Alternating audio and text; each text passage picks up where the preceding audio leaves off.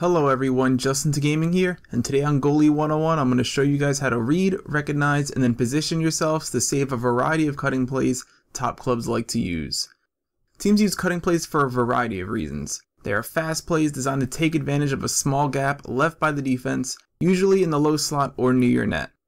Although the purpose of a cutting play is to get the puck close to the net, the play usually begins to develop on the outside.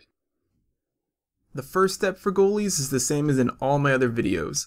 Get yourself in good position to survey the ice and look for potential threats near your net. When the puck is in the corner or half boards, I like to make sure my pads are lined up just inside the post and start looking around. From this position, I'm ready for anything on this half of the ice, and I only need to move a tiny bit to the other side if necessary. Once you notice a player cutting towards your net, next you'll want to map out a line in which he's skating.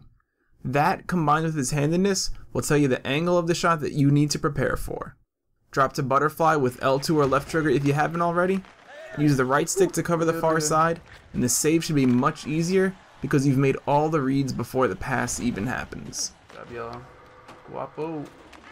That's how you read and save a cutting play, so now I'll go over 3 types of cutting plays top clubs like to use.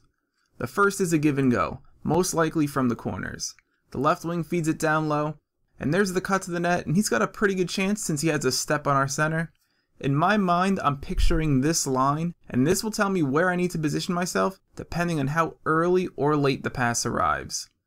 Right now I'm on the post, and that's actually a mistake. I should be in butterfly right here with my pads just inside the post. I thought he was going around the net, so I was preparing for a post-to-post move.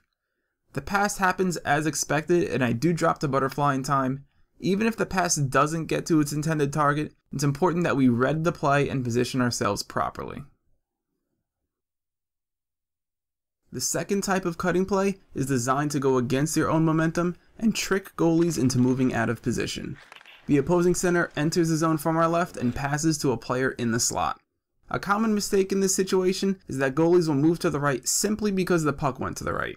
But if we watch the play again, you'll see he's cutting across the slot, so moving to the right even a tiny bit could take ourselves out of position. The angle we need to position ourselves is not for where he receives the pass, but a tiny bit ahead because it's important that we account for the skater's momentum. If you look at my goalie, I didn't even have to move because I had the angle covered. The third type of cutting play is one that goes across the middle of the ice. Going through the steps, make sure you're in good position before any play develops. We have our winger skating across the slot. The defenseman finds him in the slot, and from our last video, we learned that when the puck is in the slot, all we need to do is position ourselves in the center of the crease. But I noticed how I didn't challenge the shot.